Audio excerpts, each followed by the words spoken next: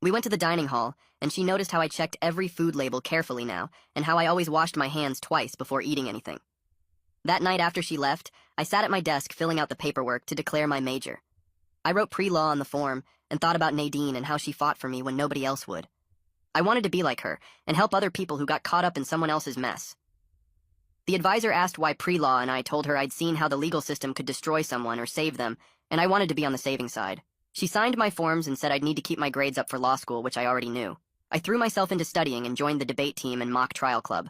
My phone buzzed one night the next year with a message from Ella. She said Mrs. Pierce's daughter got arrested for harassment in their new town in Arizona. Someone there was ready for their tricks and had recorded everything from day one. The woman had tried the same thing with another family, but this time, the police weren't buying it. Ella sent me the news article, and I read it 3 times before I believed it was real. The pattern had continued, but finally someone stopped them. I didn't feel happy exactly, but more like the universe had finally balanced itself out. Second semester, I joined the legal aid clinic on campus that helped students with disciplinary problems. My first case was a freshman who got suspended for something he didn't do, and I helped him gather evidence to appeal. We won his case and got his record cleared, and he thanked me with tears in his eyes. The clinic supervisor said I had a natural ability to see through administrative BS and find the real story. More students came to me for help, and I realized my horrible experience actually gave me skills other people needed.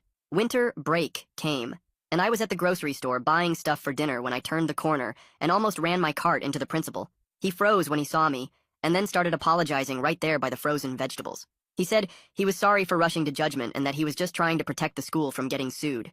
His hands were shaking, and he kept saying he should have investigated more before suspending me. I listened to him talk for 5 minutes straight without interrupting. When he finally stopped, I told him I was accepted his apology, but I didn't forgive him.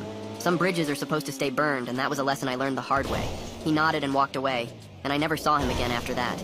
Back at the school, my friends were hanging out in my room when someone Googled my name for fun and found Lance's articles. They read the whole story out loud and kept stopping to ask if it was really true. They couldn't believe something so small turned into something so huge and destructive. One girl said she would have just given up if that happened to her, but I told her you don't know what you'll do until someone tries to take everything from you. They said they were impressed I fought back and won instead of letting them destroy me. The story spread through our friend group, and people started coming to me for advice about their own problems with unfair treatment. 3 years passed, and I was sitting in my law school orientation, listening to the dean talk about justice and advocacy. The firm that sponsored my full scholarship specialized in defamation cases, and they'd recruited me specifically because of my background. My supervising attorney said the Pierce family had accidentally given me the perfect origin story for this kind of law.